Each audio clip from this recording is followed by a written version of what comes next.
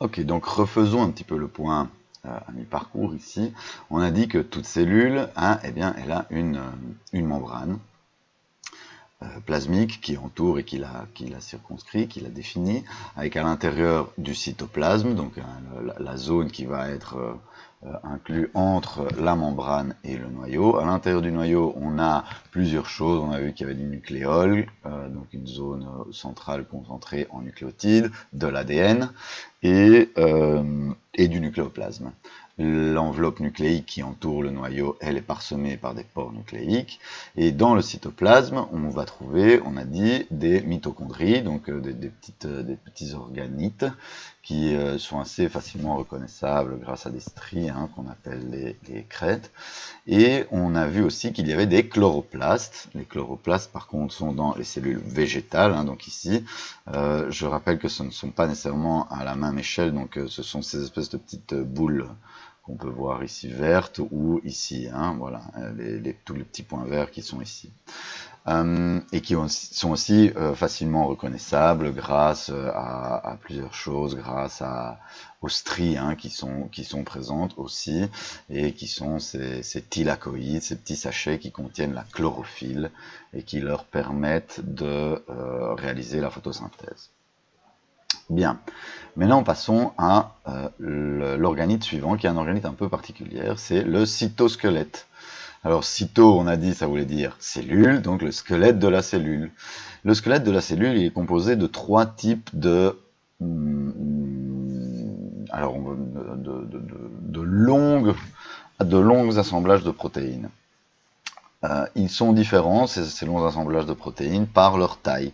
Il y a donc trois différences. Ce sont les filaments d'actine, on appelle ça aussi des microfilaments, des filaments intermédiaires et des microtubules.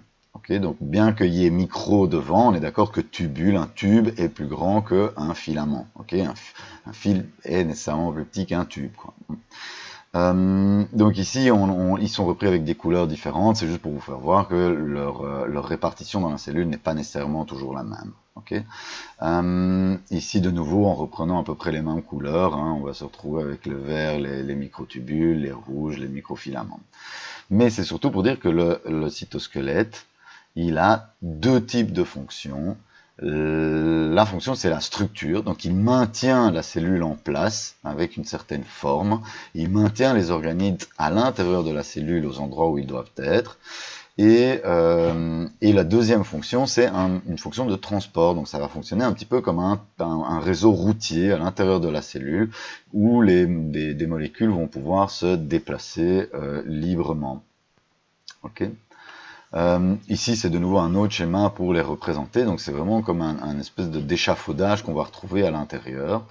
Et cet échafaudage ici va pouvoir permettre de maintenir, par exemple ici, une mitochondrie au bon endroit. Alors on a ici des microtubules qui sont reliés à des microfilaments ou des filaments intermédiaires.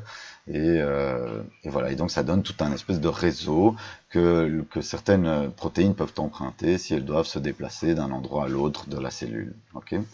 Il y a quelque chose de particulier, par contre, c'est ici, on a cette zone centrale qui est un petit peu particulière, parce qu'on voit que tous les microtubules, que tous les microtubules partent un petit peu de cette zone. C'est le centrosome. Okay, donc c'est le centrosome. Le centrosome, ce sont deux centrioles. Okay, chaque ici centriole est assemblée perpendiculairement. Je sais ce qui se passe.